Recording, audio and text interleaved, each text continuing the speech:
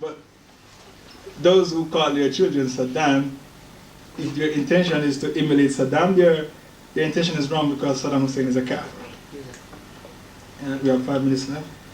Another sign proving to you that a person is a hypocrite and he doesn't practice Al Wara wal Bara is that he travels to kafir countries as tourist. So a person going to Tenerife or Monte Carlo, is he going there to give dawah? Person going to Tenerife to give dawah. Eh? So you travel to their country as tourist, and it's haram to be a tourist. The only tourism in this ummah is what? Jihad. Shukran. The Prophet said, Siyahat ummati al-jihad. The only tourism for my ummah is jihad. If you want to be a tourist, go and join Taliban and kill some of Dostum soldiers and come back and share the news with us. That's your tourism.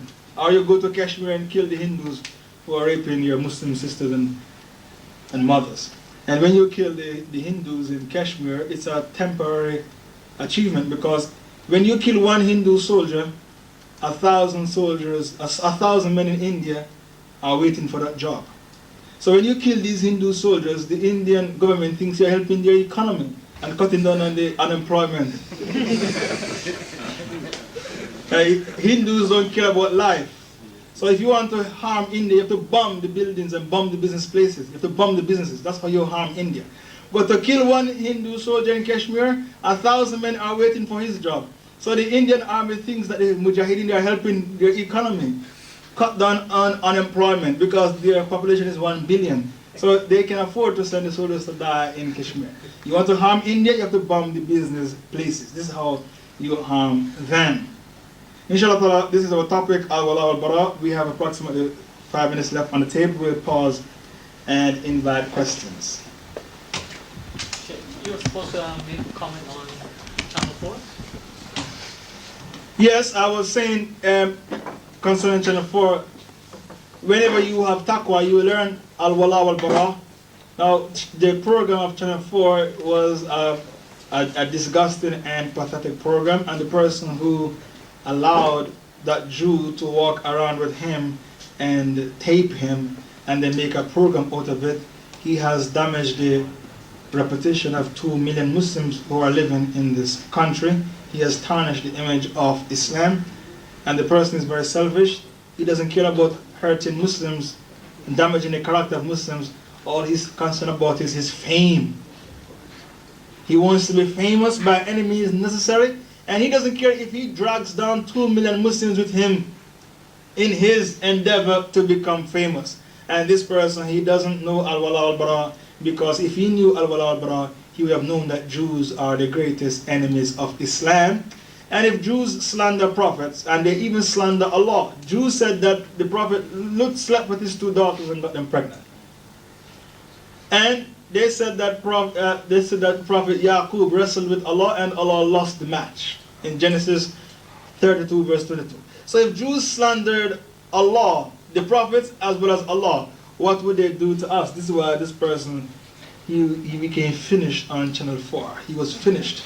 He was mutilated completely because he did not use hikmah and he did not practice Al Wara wal Bara. He didn't keep his distance from the enemies of Allah and the enemies of the Muslims. Should he be killed? No, that would be taking it too far. You should be admonished.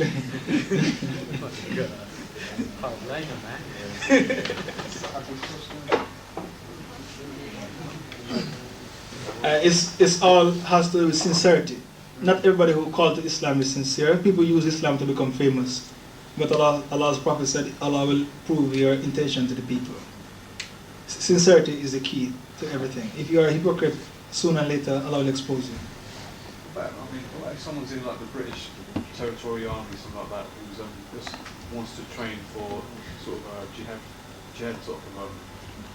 Like, for example, stripping a machine gun and how to fire a machine gun, and, you know. It's haram to be in the.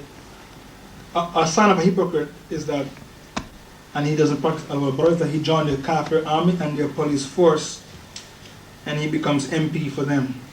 To join the territorial army is haram. If you want to train, go to Afghanistan. That's you get the live training.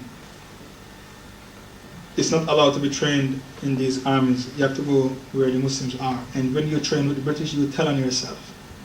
If you join the territorial army and train with them, you tell on yourself.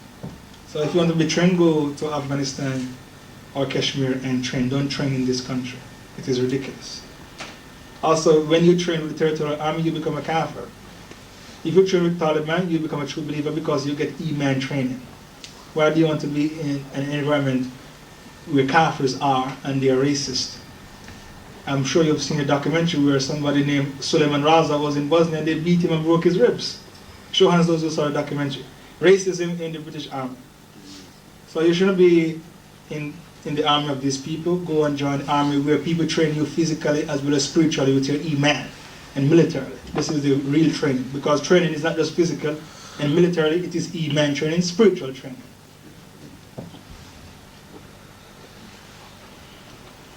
Between, like say, kafirs are light, but some of them are worse than others.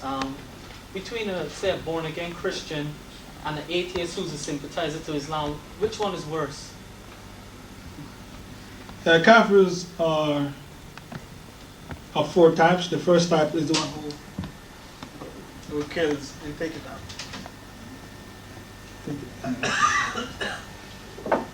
The first type of kafir, he kills Muslim with his hands. The second, he attacks with his tongue. The third, he is neutral, he doesn't say good nor bad. And the fourth, he helps Islam with his wealth and his person, like the Prophet's uncle Abu Talib. The atheist who sympathizes with Islam is better than the born-again Christian, because there is no such thing as a true atheist. The atheist who will listen attentively to your dawah and is sympathetic to what you have to say is better than a born-again Christian who doesn't listen to you.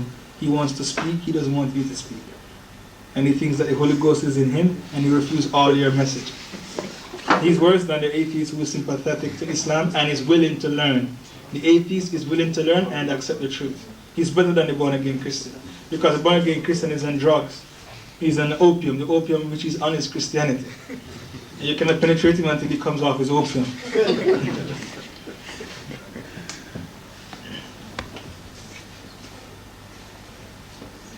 Any other questions?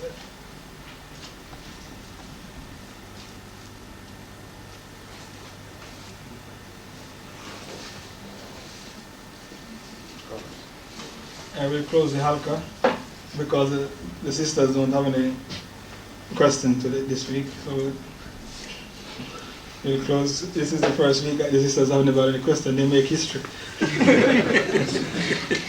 سبحانك وبحمدك نشهد أن لا إله إلا أنت نستغفرك ونتوب إليك والعصر إن الإنسان لفي خسر إلى الذين آمنوا وعملوا الصالحات وتواصوا بالحق وتواصوا بالصبر.